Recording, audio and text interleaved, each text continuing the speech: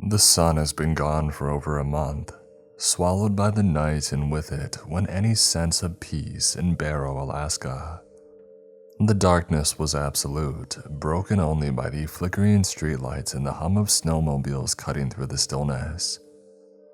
Life continued as normal though, well, as normal as it could for a place where night stretched on for over 60 days. But last year, the darkness brought something else with it. Something worse. I'm the chief of police for this town. I've been here for 15 years, seeing everything there is to see in a town like this. A bar fight or two, domestic disputes, the odd tourist getting lost in the tundra. It's routine mostly. My officers, Carl and Donna, and I knew how to handle that sort of thing. We knew our people, knew the land. But nothing could have prepared us for what happened last December. It began with a call from Hannah Damon. She lived out on the edge of town near the frozen coastline, where the houses were more spread out, isolated by the endless fields of snow. I still remember her phone call, her voice shaky and thin like she was trying to keep herself from crying. Chief, sorry to bother you, but something's wrong. It's Charlie, he hasn't come home. Hannah's husband Charlie worked for an Alaskan native corporation doing maintenance work at the oil facility north of town.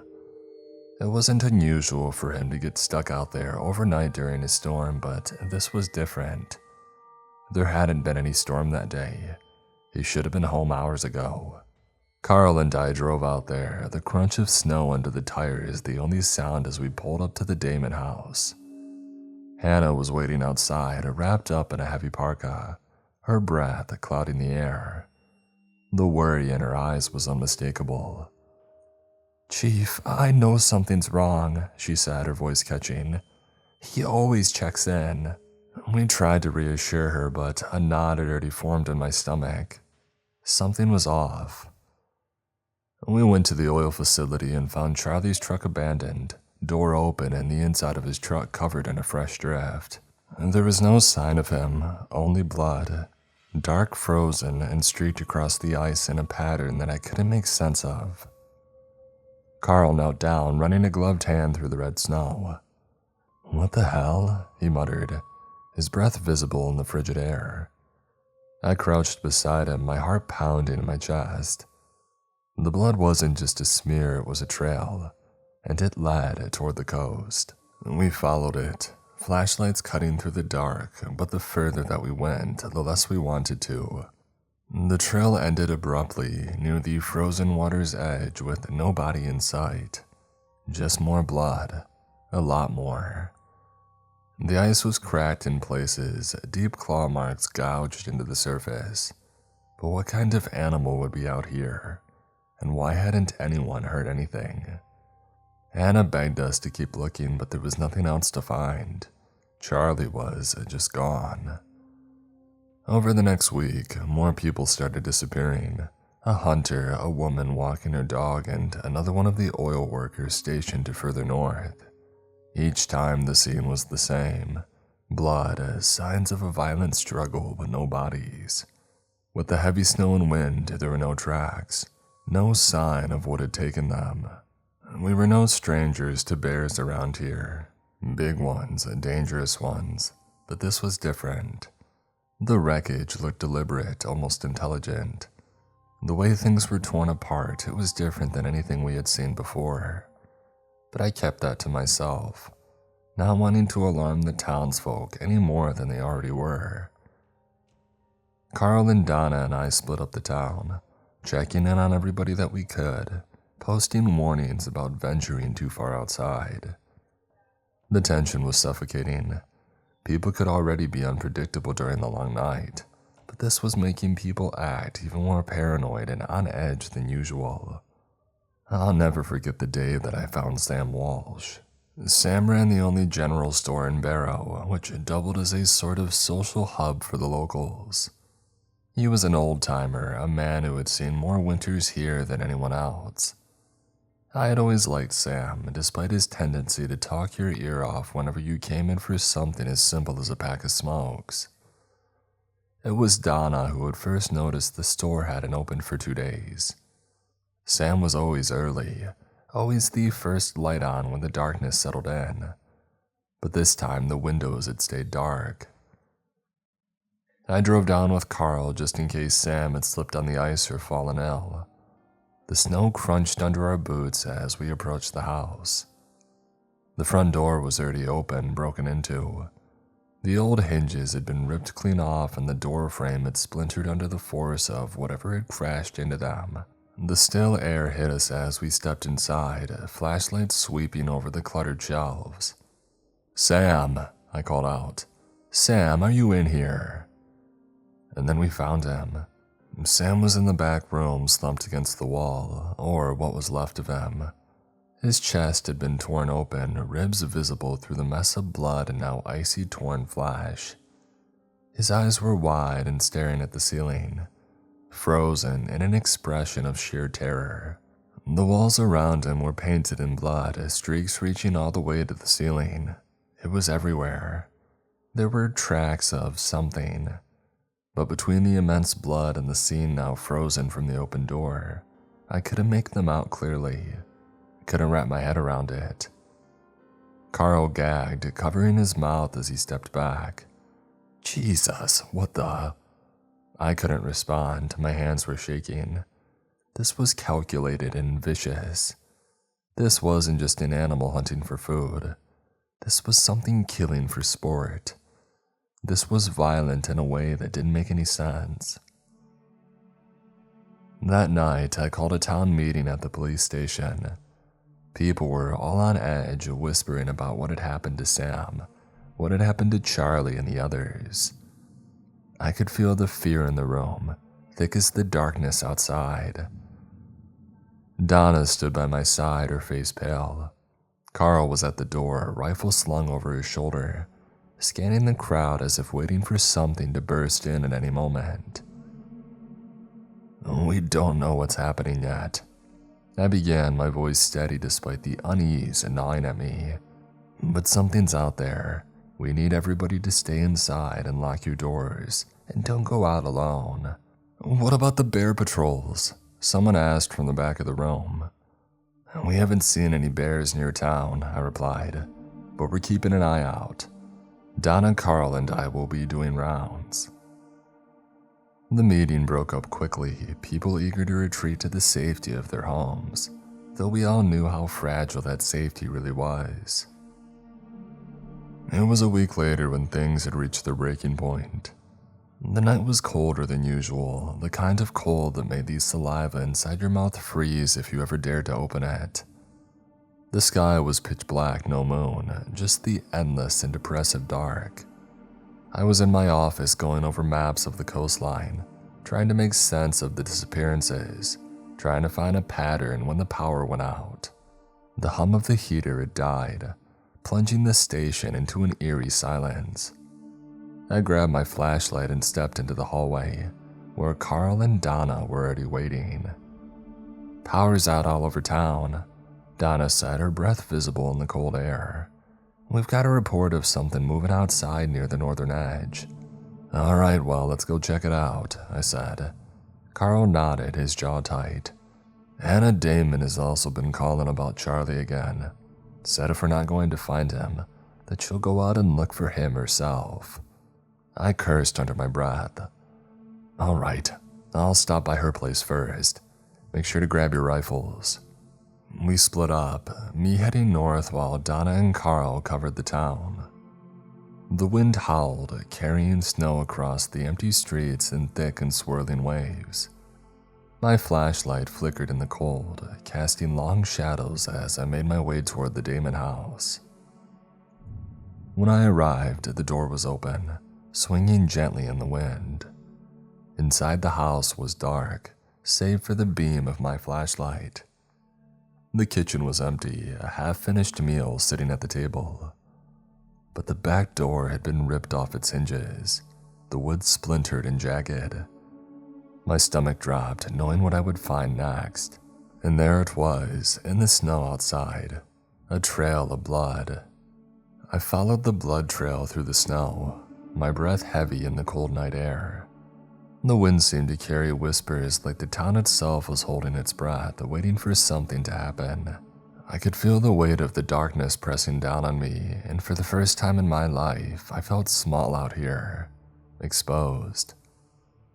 The trail led me to a small clearing by the coastline, where the frozen sea met the land in jagged sheets of ice. My flashlight flickered, casting eerie shadows across the snow. And then I saw her. Hannah was lying face down in the snow, her body twisted unnaturally.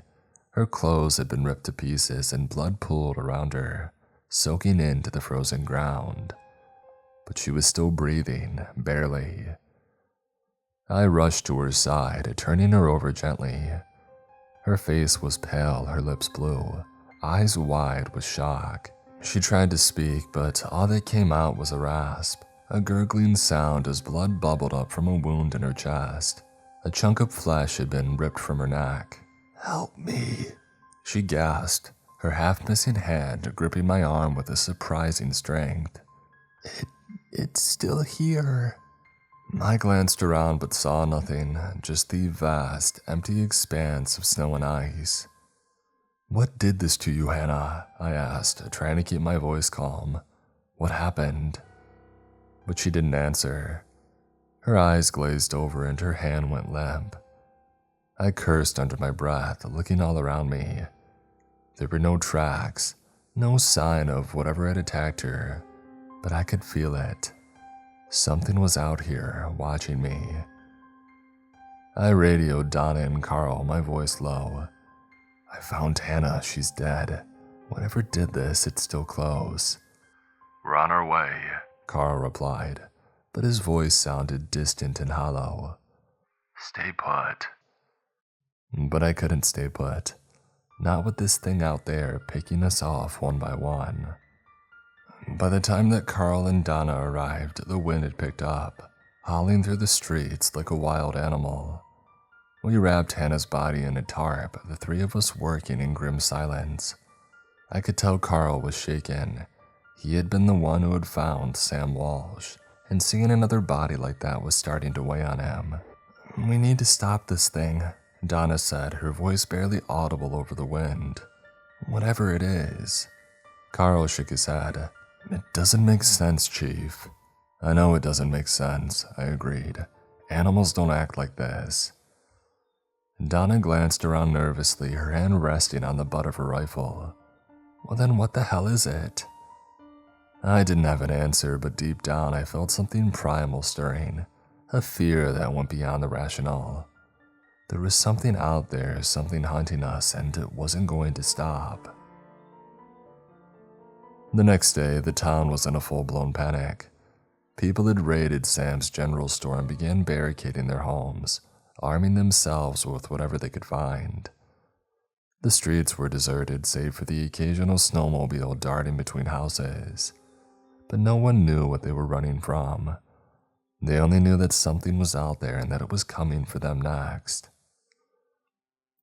I spent the morning going door to door with Carl and Donna, checking in on the townspeople and trying to keep them calm, and letting them know that we were doing everything that we could. But it was clear that fear had taken hold. People weren't thinking straight, and they were acting out of desperation.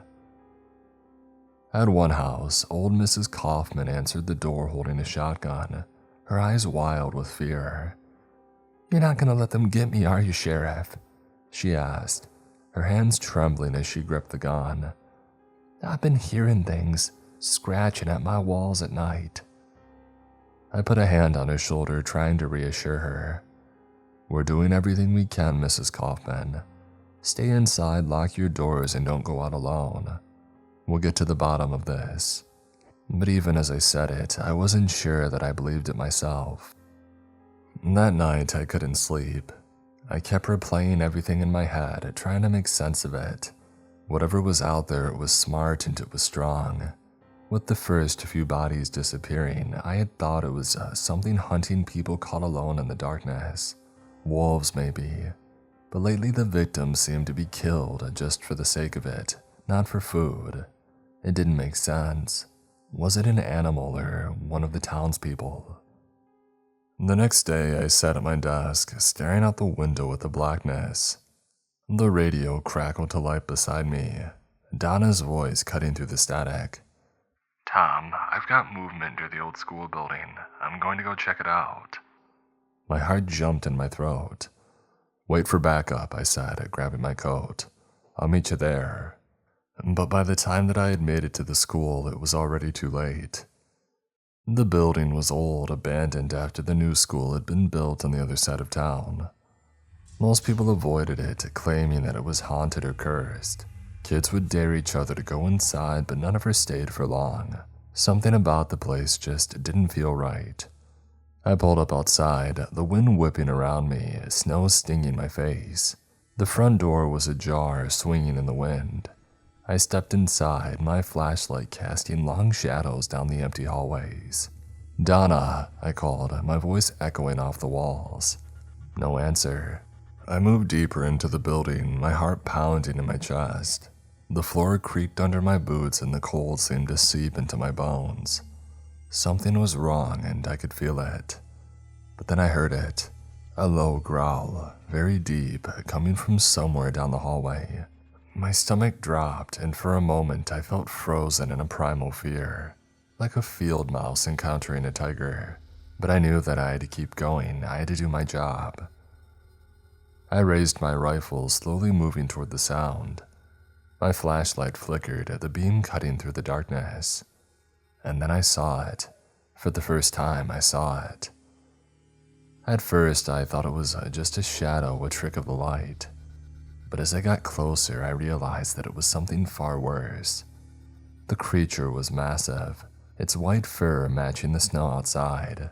It was so big and that for a moment I thought my eyes were playing tricks on me. Its eyes were black, hollow, and filled with an unnatural hunger.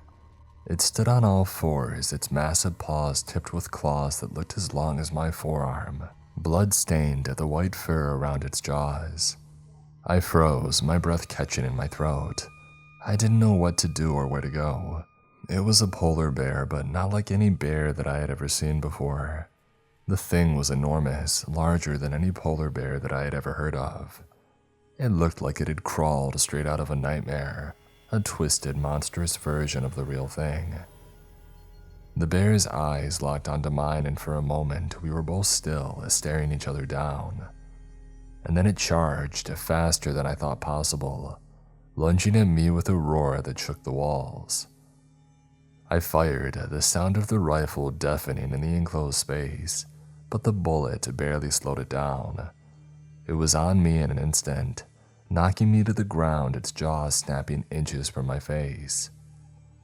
I scrambled back, kicking at the thing as it swiped at me with one massive paw, its claws tearing through my coat like it was nothing and tossing me like a rag doll. My rifle clattered to the floor, useless. I reached for my sidearm, fumbling with the holster as the bear lunged again.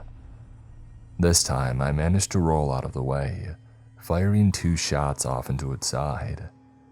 The bear let out a deafening roar, staggering back, but it wasn't done yet. It wasn't even close to being done. I stumbled to my feet, blood dripping from a gash on my arm. The bear circled me, its black eyes locking onto me. I could see the intelligence in them, the way that it was sizing me up, devising a plan, waiting for the right moment to strike.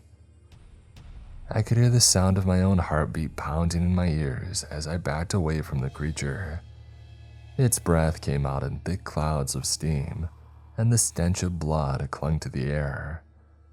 My hand was slick with sweat, gripping my sidearm tighter as I tried to steady my aim.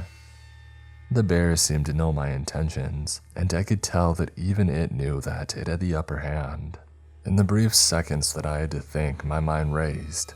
The thing had killed my friends, my townspeople, and it wasn't going to stop until we were all dead. I couldn't die here, not like this, in some decrepit hallway of an abandoned school. I fired again, aiming for its head. The bullet grazed its skull, and for a split second, I thought that it had worked. The creature stumbled, letting out a low, rumbling growl as it shook its head, disoriented. I didn't wait for it to recover. I turned and ran, my boots pounding against the floor as I raced for the exit. The wind howled as I burst through the doors, the cold biting into my skin like 1,000 needles. Behind me, I could hear the bear recover, crashing through the building, its massive body tearing through doors and walls as it gave chase. It was faster than I could have ever imagined, and I knew that I didn't have long. I didn't stop running until I had reached the snowmobile, the engine sputtering to life, just as the bear broke through the front of the school in a blur of fur and rage. I gunned the throttle, speeding off into the darkness as fast as the machine would go, the roar of the bear fading into the distance behind me. Back at the station, Carl and Donna were waiting for me, both of them pale and shaken. The look in their eyes told me everything that I needed to know. Donna had gotten to the old school first when she saw it. She had lost her radio while fleeing and was unable to warn me before I got there. "What the hell was that thing?" Donna asked, her voice trembling. "That wasn't a normal bear." "I don't know," I replied, still catching my breath. "But it's hunting us, and it isn't going to stop. The thing isn't just hunting for food, it's killing for sport." Carl stood by the window, staring off into the night. "Oh great, an enormous rogue polar bear. We need to warn the town, get everybody to safety." "There is no safety," I said, the weight of it all settling in. "Not with that thing out there." The office phone rang with one of the townspeople on the other end. "Chief, we've got something tearing through the streets of the town. It's, oh God." The transmission cut off with a scream, followed by the unmistakable sound of somebody being torn apart. "We have to do something," Carl said, grabbing his rifle. "We can't just all sit here." "I know," I replied, grabbing my own rifle and heading for the door. "But we can't fight it like this, not out in the open. We need to lure it somewhere, trap it, and then kill it." "Where?" Donna asked, her eyes wide with fear. I thought for a moment, my mind racing, and then it hit me. The police station itself. Thick walls, steel doors, plenty of weapons. If we could lure the bear in here, we might have a chance. A small one, but it was better than nothing. "We bring it here," I said, the plan forming in my mind. "We lock it in and we kill it." The town was eerily quiet as we rode out. The streets empty save for the occasional flicker of movement in the shadows. Most people had barricaded themselves inside their homes, but I knew that that wouldn't stop the bear. If it wanted to get in, it would. That thing was a force of nature and it was angry. We drove through the town past bloodstains and debris left behind from attacks. At every turn, I felt like we were being watched, like the darkness itself was alive and waiting for the moment to attack. But there was no sign of the bear, not yet. When we had reached the center of town, we stopped. The plan was simple. Make enough noise to draw the thing out, and then try to lead it back to the station. Easy said in theory, but I had a feeling it wasn't going to go as smoothly as we had hoped. Carl fired a shot into the air, the sound echoing through the empty streets. For a moment, nothing happened. And then in the distance, I heard it. The unmistakable growl, low and menacing. The bear was coming. "Get ready," I said, my heart pounding in my chest. The growling grew louder and closer. My hands trembled as I raised my rifle, scanning the darkness for any sign of movement. And then it emerged from these shadows like a ghost, its massive white body blending with the snow. Its eyes gleamed in the dim light, focused solely on us. The bear let out a roar that shook the ground beneath our feet, charging toward us with a terrifying speed. We turned and ran, leading it toward the station as fast as we could. I could hear its heavy footfalls behind us, feel the earth tremble with every step. It was close, too close. We made it to the station just in time. Carl and Donna rushed inside as I slammed the door shut behind us. The bear crashed into the steel, the impact reverberating throughout the building. It let out another roar, clawing at the door, trying to get inside. "We need to hold it here," I said, my voice tight with fear. "We can't let it get through." For hours, the bear circled the station, growling and clawing at the walls. Every so often, it would slam its massive body against the building, shaking the very foundation. We barricaded ourselves in the main office, the only room with reinforced walls, but even that felt like it wouldn't hold for long. Carl sat by the window, his rifle trained on the door. Donna paced nervously, her hands shaking. I could feel the tension in the air and the fear creeping into all of us. We were trapped, with no way out and no clear plan of how to kill this thing. "We're running out of time," Donna said, her voice barely a whisper. "If we don't do something soon." "I know," I replied, my mind racing. "But we can't take it head on. We need to find a way to trap it." The plan was risky, but it was all that we had. We set up a makeshift barricade in the hallway leading to the main office, hoping to funnel the bear into a narrow space where we could get a clean shot at it. I knew that it wouldn't be enough to kill it, but it might slow it down for a bit. We waited, the tension in the air thick enough to choke on. Every minute felt like an hour, and the sound of the bears growling outside made my skin crawl. And then suddenly and finally the door burst open, the bear crashing through in a blur. It was even bigger than I had remembered, its eyes gleaming with a savage intelligence. It moved with terrifying speed, barreling toward us, smashing through the barricade like it was nothing. I raised my rifle, firing off a shot that hit the bear square in the chest. It barely flinched, its massive form absorbing the impact as it kept coming. Carl fired too, but the bullet seemed to do little more than anger it. The bear lunged at Carl, its jaws snapping shut around his arm with a sickening crunch. He screamed, blood spraying across the walls as the bear shook him like a rag doll. Donna fired again and again, but it was too late. Carl was gone. The bear flung Carl's limp body aside like a discarded toy, and the sound of his broken bones echoed through the narrow hallway. Donna screamed, her voice cracking with terror as she scrambled to reload her gun, her hands trembling so badly that she fumbled the bullets. I could see the panic in her eyes, her mind racing to find an escape, but there was none. The bear turned toward us, its eyes gleaming with a malevolent intelligence, as if it knew we were trapped. Blood dripped from its mouth, staining the floor in dark pools that mixed with Carl's remains. Its breath came out in thick puffs, and the stench of death filled the air. "Donna, move!" I yelled, pulling her back just as the bear lunged. Its claws scraped the floor where Donna had been standing only seconds before, the sound like nails on a chalkboard. We stumbled backward, retreating into the office and slamming the door shut behind us. The bear roared, its massive body slamming against the steel-reinforced door. The frame groaned under the pressure, and I knew that it wouldn't hold for long. Donna huddled in the corner, her face streaked with tears, her breath coming in shallow gasps.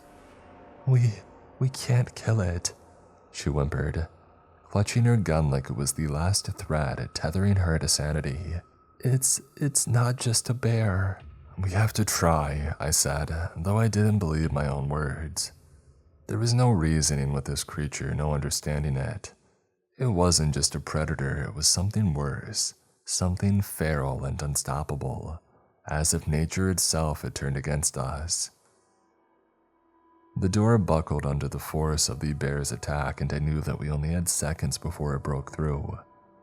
Desperation clawed at my mind, and I scanned the room for anything that we could use, anything that might slow down the creature. My eyes landed on a small metal cabinet in the corner, one I knew held the emergency shotgun and the extra rounds. Without wasting a second, I yanked it open, grabbing the shotgun and slamming a handful of shells into it. The door behind us was starting to crack, splintering as the bear's claws gouged into the wood. We watched in horror as the beast tore its way through, its jaws snapping at the air as it pushed its massive head through the broken door. I fired the shotgun blast, hitting the bear square in the face. It recoiled, letting out a deafening roar, but the shot hadn't done what I had hoped. The pellets barely seemed to have penetrated its thick fur and muscle. It only enraged it more. With a final heave, the door gave way entirely and the bear barreled into the room, knocking over desks and filing cabinets as it advanced. I kept firing, pumping round after round into it, but the beast was relentless. "Go, run," I shouted to Donna, pushing her toward the far side of the room. She hesitated for only a moment before darting for the door.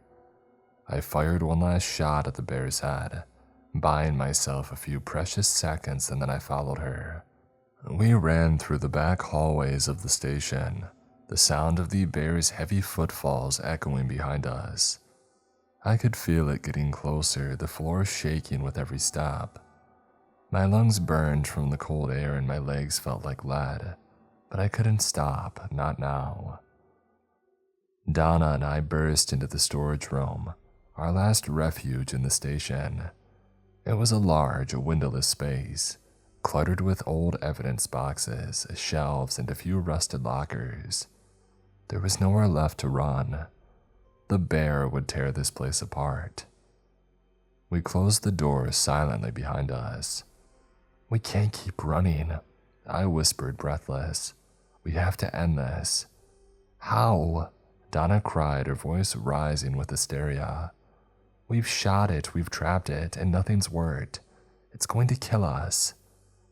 I didn't have an answer, but there was one last thing that I hadn't tried, something that might just be enough to take the bear down for good. In the far corner of the room, behind a pile of old supplies, sat a single, rusting gas canister. It was left over from when the station had been heated by a backup generator years ago, before the upgrade to a more modern system. It was old, probably unstable, but it was our only hope. I grabbed the canister, lugging it across the room as fast as I could. Donna's eyes widened in realization as she watched me struggle with the heavy metal container. "Oh, great idea.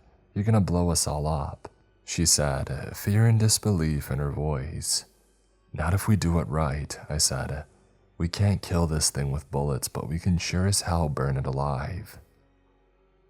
Outside the door, we heard heavy footsteps approaching.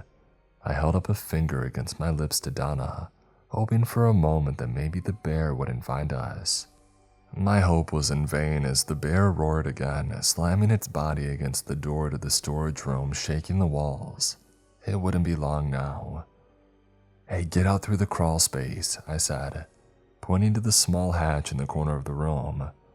"I'll keep it in here and lure it close enough to the gas. Once you're outside, I'll blow this place sky high." Donna stared at me, frozen for a moment, but then she nodded, her resolve hardening. She hurried to the crawl space, pulling the hatch open and squeezing herself through the narrow opening. The second that she disappeared from sight, the bear broke through the door.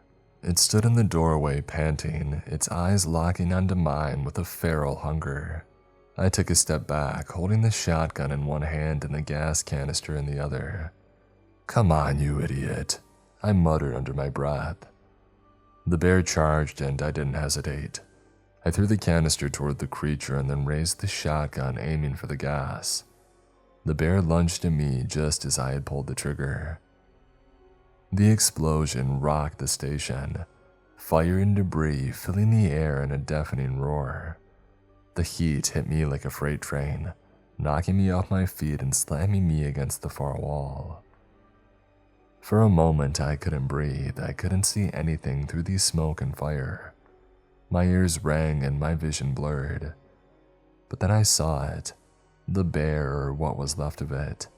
Its massive body was engulfed in flames, thrashing wildly as it let out one final agonized roar. The fire consumed it, scorching its fur and charring its flesh as it writhed. I could feel the heat searing my skin, the smoke choking the air from my lungs. but I didn't move. I just watched, numb, as the bear finally collapsed in a smoldering heap. It was over. I made my way out of the station and met Donna outside. Donna and I stood outside watching as the fire burned itself out, leaving nothing but blackened walls and the stench of burnt flesh. Her hands trembled as she helped hold me up. "Hey, you did it," she whispered, her voice hoarse. "You actually killed it." I nodded, though I didn't feel any triumph.